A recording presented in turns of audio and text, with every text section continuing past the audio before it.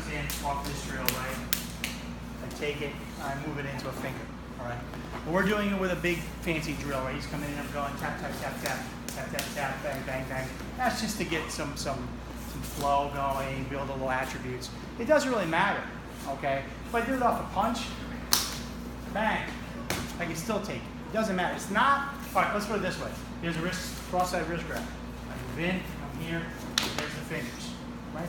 There's the wrist grab, this side, right? I'm in, here's the wrist, there's the fingers again. Maybe he does a push, right? I'm in, there's the wrist, there's the fingers again. He does a choke, right? Here, there's the fingers again. He punches, there it is again. We're not taking it off the attack. We're taking off the fact that I can get to a finger lock from this wrist lock position. So this little turning, rolling motion. Does that make sense? So if I know 10 different ways to get to that wrist lock, I now know 10 different ways to get to that finger lock.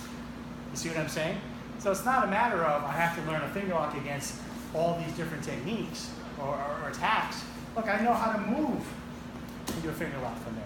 The same thing's going to apply this way. If I know how to get 10 ways to get into this wrist lock, I can also pull into a finger lock.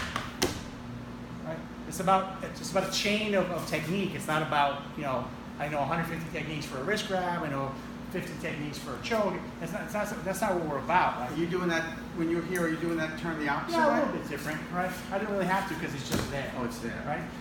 Well, but the other thing too, right? So from here, I can now move into this finger lock. Right?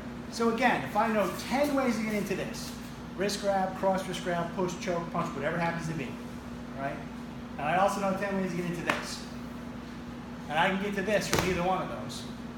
That's what, 40 techniques? All right?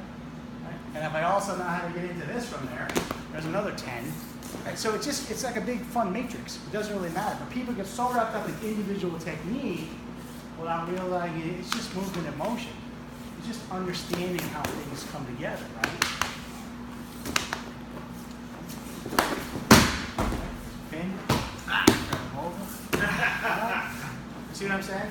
So think of it that way. Don't think about its individual techniques. Think, oh, I can get to a wrist lock or a finger lock from that wrist lock. Awesome. Well, I can get to that wrist lock from a grab, or a push, or a choke, or a punch, inside and outside. Might be able to get there from trapping action, bang, look.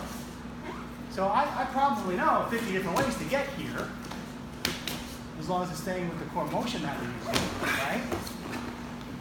But don't think about individual techniques. Think about how I can kind of blend them together. And then you don't have to memorize 1,500 different things. You memorize a couple.